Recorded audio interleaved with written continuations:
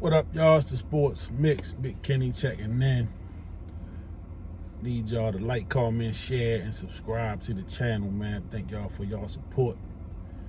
And it'll be a great gift for me this holiday season to have more people subscribing to my channel, man. I appreciate y'all for real, man. Been an honor to share some of my sports opinions with the people. So I just want to chime in real quick, man. I see yesterday after the game, Lamar Jackson replied to a tweet that said something about him for a guy, wanting to get like a $250 million contract or something, that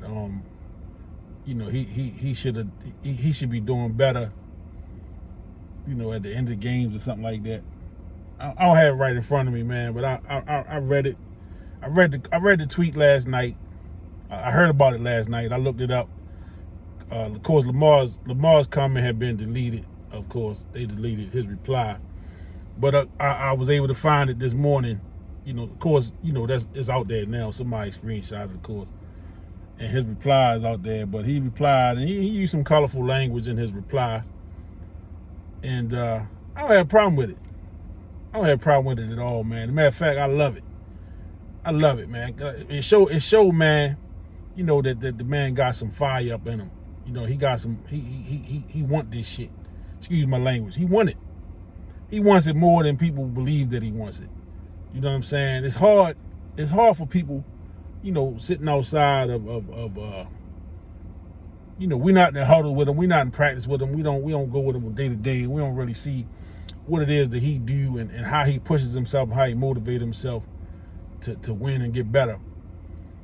The money, like I've said before, the money is just par for the course for a starting quarterback in the NFL. Whether you believe he deserves the money or not, you can debate and go back and forth about what his production is or is not. You can go back and forth about running style quarterbacks. You can go back and forth about all the stuff that you want to. If the Baltimore Ravens decide that Lamar Jackson is going to be QB1 for them for the next 5 to 6 years, they're going to have to pay the man. It's no ifs, ands, or buts about it. So all this back and forth about, do he deserve 250? Do he deserve 300? He going to deserve whatever he signed for. That's bottom line, man. And that's the business of football. And that's sometimes we get so personal with it because of what we feel personally. I know for a fact there are people openly and privately hoping that this man is a failure and that, his career kind of had that peak and he's just starting to come down. I know this. You don't have to say it out loud. You don't have to be the one cheering. But when things go left, they're the same people saying the same stuff they've been saying for the last 3 or 4 years. He can't throw. He can't do this. He doesn't do that. He got to get better at this. He got to get better at that. Blah, blah, blah, blah, blah. It's the same stuff. A starting quarterback in the NFL is going to command a salary of $40 to $50 million, period, man. Dak Prescott got his money.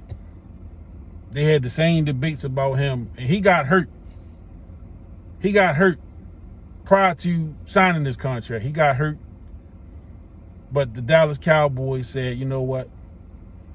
Dak Prescott is our guy for the next however many years, and we got to pay him because this is what quarterbacks are getting. You know what I'm saying? So I can go into this whole little thing and comparing and this and that and the other. It's not about comparing. It's about understanding the business of football. If Lamar Jackson is going to be the quarterback for the Baltimore Ravens for the next 5 to 6 years, they got to pay him. They got to pay him. And if he take anything under 40, if he take anything under $45 million a year, the other quarterbacks in the league are going to look at him with the side eye. It's not going to happen. And if the Baltimore Ravens decide, listen, we can't pay that, they're going to have to move on from him. But in my opinion, it's going to be the biggest mistake they made. Because you got a quarterback that proved that he can win in this league. Let's not forget, Baltimore Ravens fans, let's not forget. We went through, since 1996, all the quarterbacks drafted and maybe expected to play or to, have some kind of role as quarterback, QB1, right? Eric Zaire. A lot of people probably don't even remember him. But he was drafted like when they first got here, right?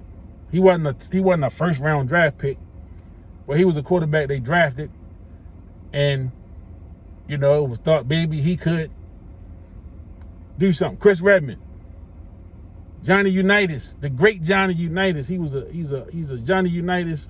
He's a Louisville alum. Johnny Unitas. He won the Johnny Unitas Golden Arm Award his senior year.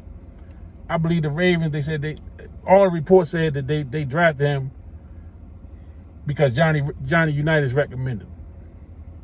He was on that 2000 football team, the 2000 championship football team. I remember him getting some starts maybe 2002,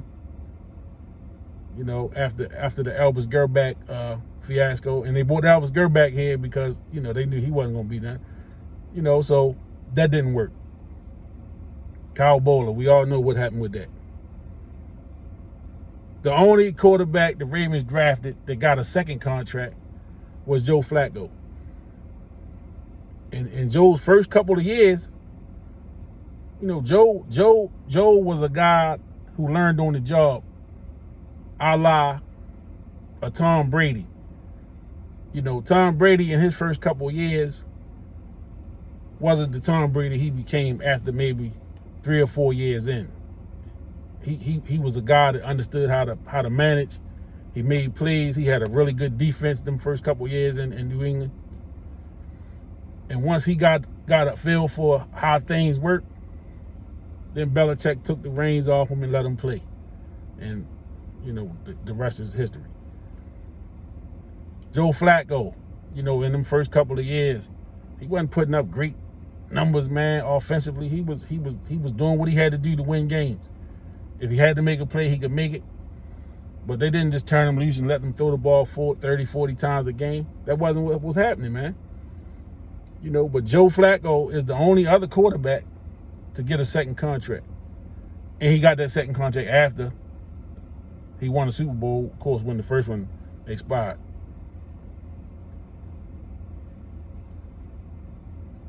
But look at the quarterbacks that we've had over the years. Joe brought some stability to the quarterback. Look at the quarterback position prior to Joe Flacco in Baltimore. Some of the names we probably don't even remember. Right? You got a guy, QB1 as I like to call him, that showed he can win in this league. And because it's time for the man to get paid, and he's trying to get paid what NFL starting quarterbacks in this league are getting paid. There's a problem with that. It's the NFL, baby. It's the way the league do business. If you not willing to pay this man, move on from him and draft another quarterback or sign a second or third tier quarterback and get what you get. Nothing else I can say about it. But again, with the tweet and the colorful language that he used, man, I love it.